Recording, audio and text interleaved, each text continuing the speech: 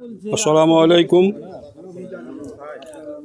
মাননীয় সুধী সমাজ, আমরা ভেলিয়ান গ্রামের মানুষ।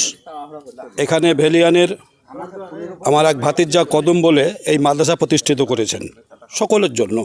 এককালীন এই বানাতের জন্য আমাদেরকে ইসলামপুর যেতে হতো, সেটা এখন আর যেতে হবে না। শ্রীপুর অর্থাৎ তকিপুর স্টেশনের দক্ষিণ এবং যে রোডটা বিসর্গ আছে তার পূর্ব দিকে মেন রাস্তার ওপরে এই মাদ্রাসা প্রতিষ্ঠিত।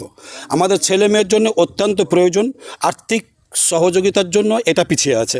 আপনারা যেমন করে পারেন, যেভাবে পারেন, আপনাদের জাকাত ওসুর ফেতরা যেভাবেই যান যার কাছে আছে, এই মাদ্রাসাকে দিয়ে মাদ্রাসা যাতে উন্নতি হয়, যাতে মাদ্রাসা করতে পারে, চলতে পারে, সেইভাবে ছেলে দিয়ে পয়সা দিয়ে আপনারা সহযোগিতা করবেন। এই মাদ্রাসাটার এত প্রয়োজন ছিল, যেদিন চালু হবে সেদিন বুঝতে পারবেন যে এই মাদ্রাসার এখানে কত প্রয়োজন ছিল। আল্লাহ পাক রব্বুল ইজ্জত তিনি বলেছেন যে ইকরা, তোমরা পড়ো, কিন্তু কোথায় পড়বেন? মাঠে?